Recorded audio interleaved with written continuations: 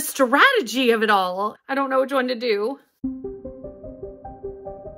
Hi friends, my name's Brittany from Brittany Loves Reading, and for today we are going to do the scavenger hunt chooses my next read challenge. So I am going to go on a scavenger hunt through my shelves. It will finally get me to a book, and then I will read this book in this vlog. I hope that's interesting to you. I love watching these. I will be using Books in Lala's prompts. I will leave the video for Books in Lala down below, and those are the prompts that I'll be using. Maybe in the future I will do this with different prompts, but I figured that would make the most sense.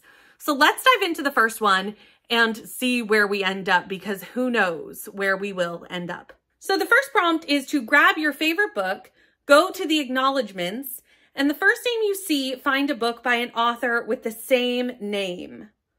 Okay. The question is, what is my favorite book? Like my favorite book of all time? That's too hard to do. So maybe we'll do my most recent favorite or a recent favorite or the first favorite I see. There's a lot of options here. Let me put the laptop down. So I have Icebreaker here because I do have the special edition. So like that means it's a favorite for sure. So let's see who's in the acknowledgements. Marcy. No author immediately coming to mind with the name Marcy that I would have on my shelves. We may have to go with a different favorite.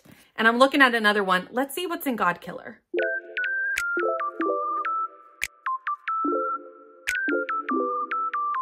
Ooh, okay. So the first name that I get to in God Killer is Jane. Jane, or Marcy. Jane or Marcy. Oh, I have one upstairs that I recently read that has a Jane. Okay, so we're gonna put Icebreaker back. We're gonna go with God Killer as my favorite book, and we're gonna go with Jane as the first name that I've discovered, and I'm gonna run upstairs and read a book that I read very recently. It's upstairs, so I will be right back.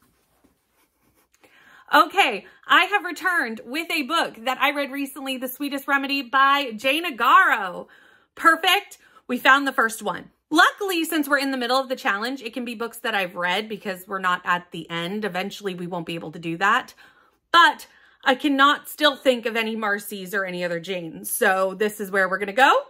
And let's see what the next prompt is. So pick something on that cover and find another book with that thing on the cover. So let me look and see what I can go with. That cover doesn't have much on it, so that's a bit concerning. It has people on it. Really, that's all that's on it. So I think we're just going to look for a cover that have people. That makes sense, right? I think so. So let's do that. I feel like I'm going to have a lot of options for that, which may lead us down an unknown road.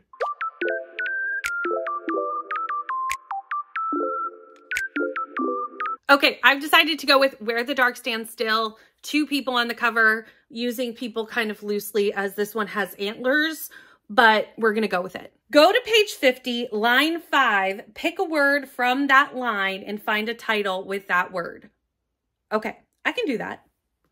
Hopefully. We'll see what line 5 is. It's a fantasy book. It could be dangerous. Okay, this line is so short because it's like the end of a paragraph, but it's work demons get up to. Luckily, I think the word up and to are going to be very helpful. So let's try to do 2, I think. 2 will probably be the easiest word. So let's do that one.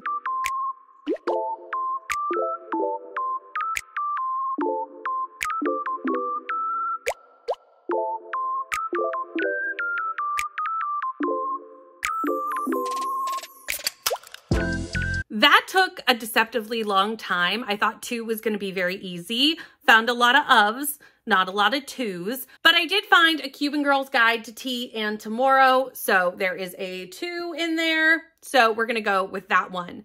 So let's see what the next prompt is. Find a 5-star with the same colors on the cover. Okay, that's doable. This is just a big pink book. I must have a 5-star book that is pink. That must exist somewhere in this cacophony of books. My icebreaker, my pretty icebreaker edition is bright pink. So pink, pink. There we go. Find a book you would recommend that is similar. One instantly comes to mind. It's not a book that I would recommend, but it's a book that I bought because it's super similar to Icebreaker. So let me go get that because it is upstairs. Unsteady is a ice hockey player and a figure skater romance. So it is basically the exact same thing as Icebreaker. It's why I bought it. So I can't say I would recommend it because I haven't read it, but I would say it's definitely my most similar book on my shelves. So take the most common letter seen in the title and find an author whose name starts with that letter. Let me count some letters. So pretty quickly, I realized there is a ton of N's in this book. There's one in Unsteady, one in Novel. We've got one in Payton and two in Corinne. So there's a lot of N's. So I need an author that starts with the name or starts with the letter N. Okay, N. Okay, I've gone with A Cozy by Nancy Coco, which is To Fudge or Not to Fudge. Have I read anything in this series? No, I have not, but does her name start with an N? Absolutely it does, so that's what we're gonna go with. Find a book with the same number of pages. Okay, how many pages does this even have? 344 pages. Okay, let's see how close I can get. I'm not gonna go for exact, I'm just gonna go for close.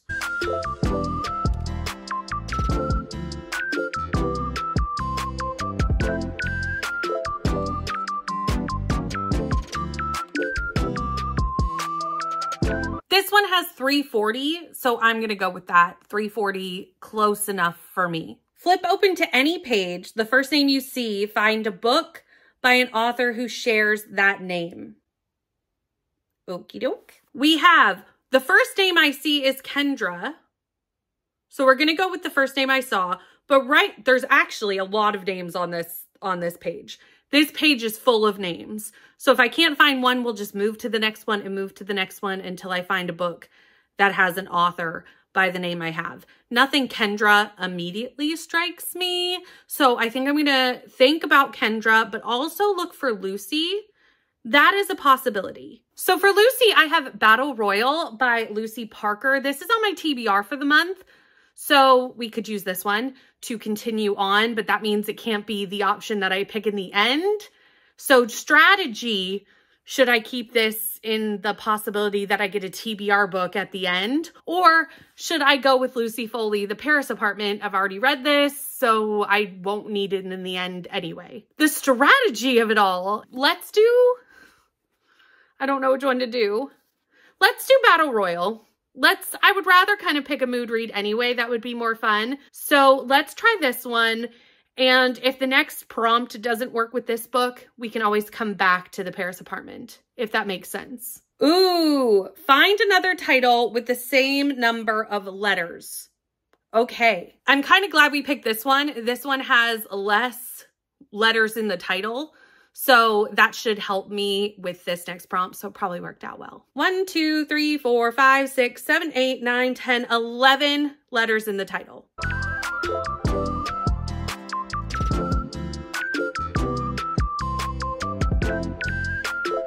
I'm just going to count again just to make sure that I read, I don't math. Okay. 11 letters in the Poppy War. So we're going to go with the Poppy War for right now. And let's see what the next prompt is. A book with a similar cover. That should be doable. It's a pretty basic fantasy cover. Mostly words, like a line drawing, bright orange. There's a couple of ways I could take this for similar.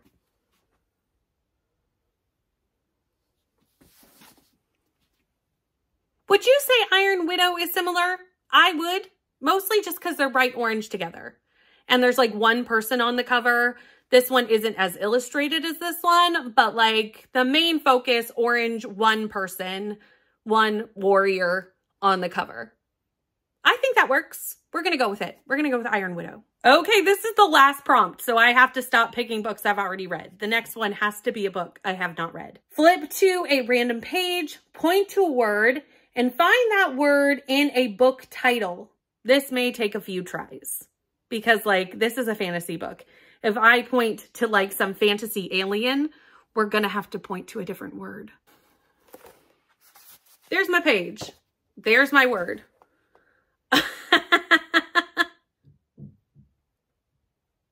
Y'all, I don't know if you can see this, but I'm definitely pointing to the word of.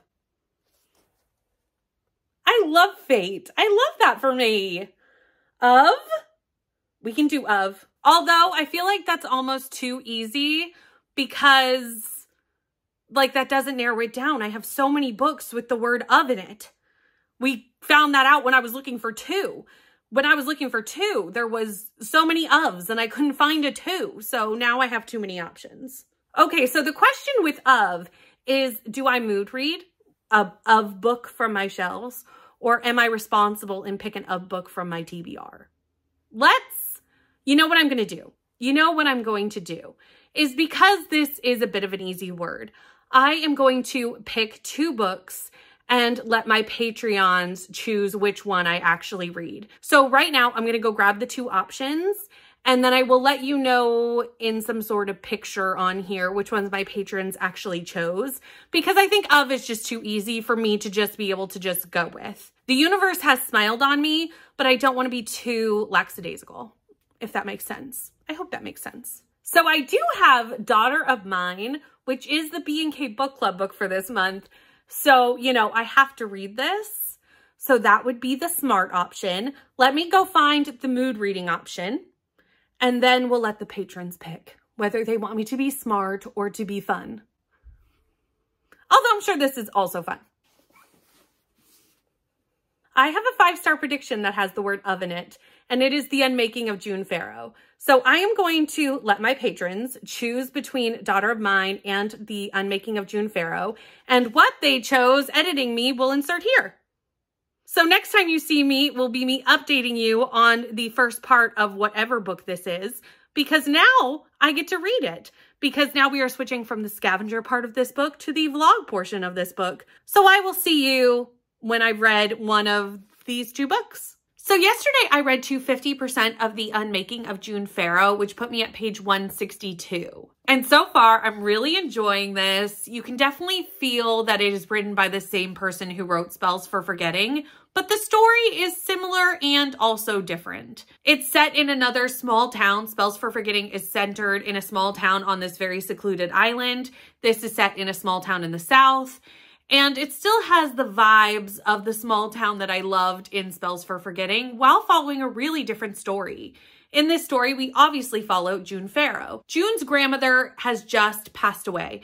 We actually see her the day of the funeral, and her grandmother succumbed to old age, basically, but also we know that there is an illness that plagues everyone in this family. They call it a curse because they don't really know what this illness is. It affects the mind, but they don't really know. They've been to doctors. They do not know what it is. It affected June's mother. June's mother, Susanna, actually has been missing since June was a little baby. We know that Susanna started to show signs of this curse or illness or whatever it is, and left the baby with her grandmother. June grew up with her grandmother, who also started to show signs of this illness, and now June is starting to show signs of it. She's seeing things that are not necessarily there: doors, horses, people, hearing things. And they do not know what is going on with June. However, now that her grandmother has passed away, June is finding things in her stuff and finding out things that she didn't know before, that maybe her grandmother knew a lot more about what was going on than she thought she did. Why she didn't tell her, I don't know. I still don't know. I'm sure I will find out. But it sounds like this is not actually a mental illness of any kind, but some fraying in the timeline. And our Farrow women can be kind of in two places at once, or have two memories in the same place, because they can travel through time. That door that June keeps seeing, if she chooses to walk through it, will take her someplace else.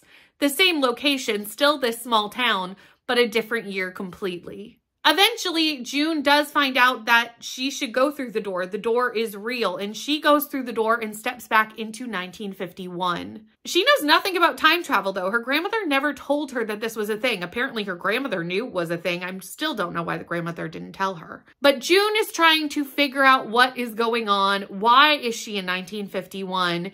And what is going on with her family? What is happening in both timelines? Why didn't her grandmother tell her this? Why is she needing to be in 1951? Can she find out more about her mother? Because she's never met her mother except when she was infantile. Where did her mother go? Did she actually run away? Or did she travel through time and stay where she went? We don't know. So we are going to figure that out as we go through the book. I am not normally a time travel girly.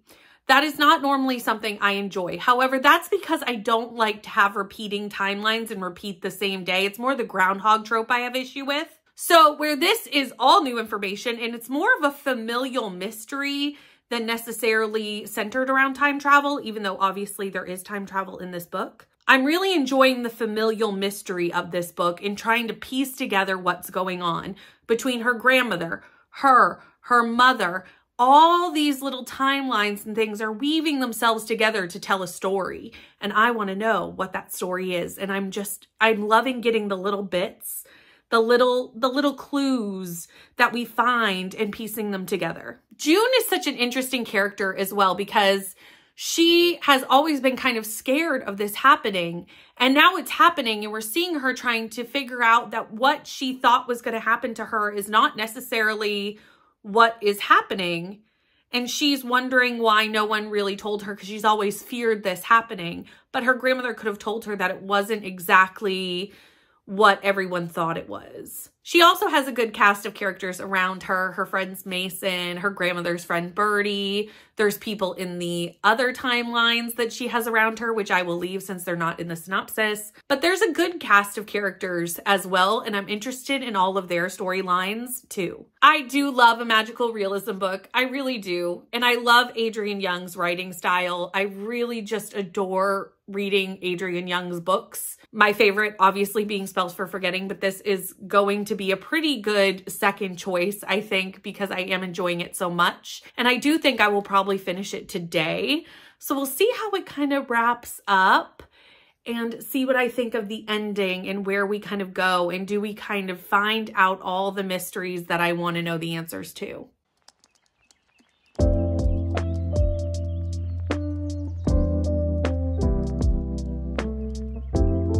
So I have finished The Unmaking of June Farrow and I gave this 4.5 stars. I love Adrienne Young's writing style and I will gladly read anything Adrienne writes, especially now in the adult part of her writing. I've tried her YA stuff and I didn't love that nearly as much as I've loved Spells for Forgetting and this one. So I think along with the fact that these are adult books, Adrienne Young's writing style has evolved over time, and I like the new direction in which it's going. The family mystery in this book I found fairly straightforward. There wasn't a lot of time where I didn't really know where we were going to end up. There was a couple reveals near the end, one specifically that I did not see coming.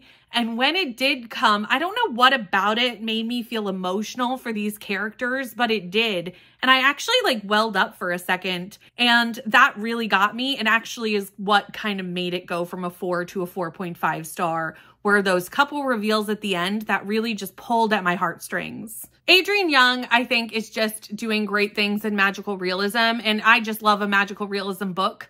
We know this, so this is not overly shocking. I do think that it is kind of shocking how much I loved it for it being historical and time travel-y. The entire time I was reading this book, I was thinking about the TV show, The Way Home. I think that's what it's called. Anyway, I'll put a picture of it here. I really enjoy this TV show, so it kind of made sense that I would enjoy this because the premises are somewhat similar, a little bit different, but it's about a family who can travel through time and finds this family mystery. So it's, you know, pretty similar. But if you like this and like the premise of this, I highly recommend the TV show. I really did enjoy it, and I think you would find a lot of similarities. A book that I felt like was really similar to this that is not magical realism, but has the same vibes of kind of scoping through a mystery, a family mystery over time, was Homecoming by Kate Morton. Again, I kept thinking of that book while I was reading this book, and I really did enjoy that book too. So just another comp title if you want something else after reading this one. Or if you like those, you might like this book. Both ways work. I really enjoyed doing this scavenger hunt chooses my reads, but I definitely want to do it a little bit differently next time. So if you have some prompts that I could use to build my own scavenger hunt? Can you let me know down in the comments some questions or some ways that I would like kind of scavenger hunt through my shelves? I think it would be fun to next time go at this with a whole new set of questions and would love your help making those. Thank you so much for watching. Please like, comment, and subscribe, and I'll see you in the next one.